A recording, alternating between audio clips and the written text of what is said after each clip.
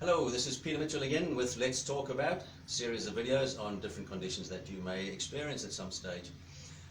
Today we're going to talk about an interesting subject called Scalene entrapment syndrome. Now this is something I have written up in my newsletters in the past because it is becoming more and more common, particularly with the advent of things like computers and phones, etc., which are putting us in situations where we are overusing this sort of neck-shoulder complex quite a lot.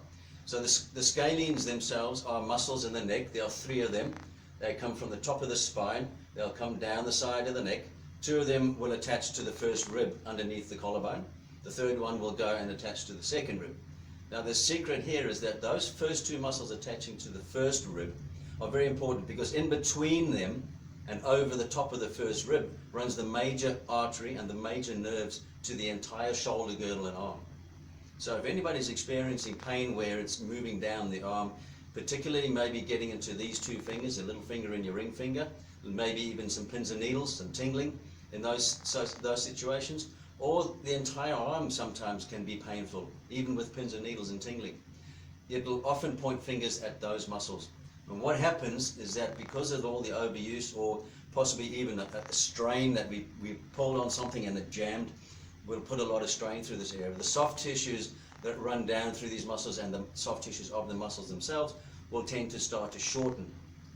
And that'll leave us with a situation where we don't have this dip on top of the collarbone. It tends to flatten out and the soft tissues are shooting straight across to the collarbone from there. So we have, it almost looks like this is all raised up and there's a big lump, big fatty lump in there. But that is indicating that there's a lot of tension in those soft tissues that cover those muscles.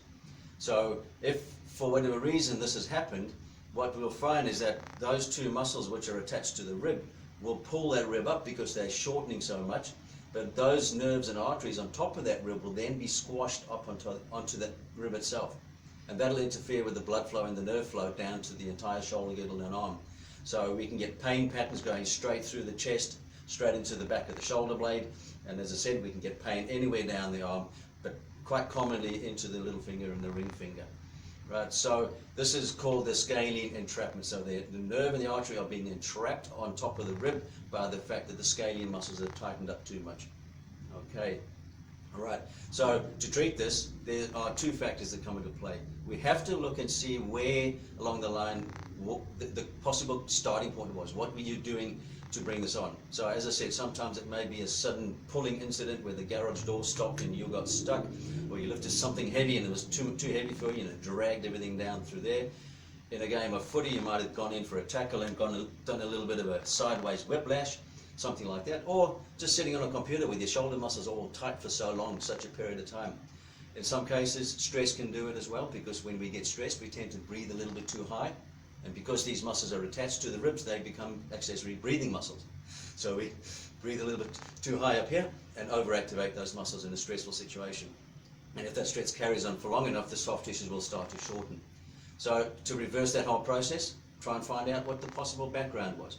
Number 2, we have to look at the control of the circulation through that area, because in any form of physical trauma to the neck or any form of overuse trauma, the nervous system at the top of the back, called the sympathetic nervous system, that controls the blood flow through the area, will at some stage get involved. In the majority of cases it is involved and it's not controlling the blood flow well enough. That lack of blood flow leads to a lot of the stiffness developing. It can also lead to muscle weakness developing, particularly in the shoulders and sometimes in the neck muscles. Okay, if we do have weakness in the shoulder, that will then put more strain onto the neck muscles because you'll overcompensate with the neck muscles. So there's this vicious cycle that builds up then between neck and shoulder, shoulder and neck. So these are the complex areas that we need to look at. We cannot separate one side of the neck from the other. There will always be a counter reaction on the other side if one side's tightening up. So we have to look across both sides. So cause, blood flow, and then soft tissue flexibility. Now we've got to loosen up all the soft tissues around these muscles that have shortened from end to end. We've got to start opening them back up again.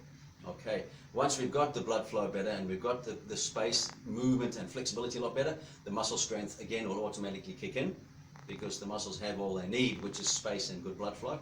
And then as we release those muscles, then it takes those muscles and releases the rib down again, takes the strain off the nerve and artery that we're running on top of that rib. They lift off that rib, opens up the flow again, and the symptoms will eventually slowly but surely start to settle down. Now these situations can be acute and they can be chronic and they can last a long time. So any sign of symptoms down through the arm itself where you know the shoulder hasn't been injured is most likely going to be coming from these areas. Less likely going to be coming from the spine itself, where we may have a pinched nerve. That's less common than these muscles becoming tight and interfering with the nerve at the rib level. So any sign like that, then that's when you need to give us a call. Okay, I hope that explains that a little bit better. If there's any more information that you require, give us a shout on Nerang Physiotherapy at onthenet.com.au, or give us a call on 5596 4711. This has been Peter Mitchell at Nerang Physiotherapy. Goodbye.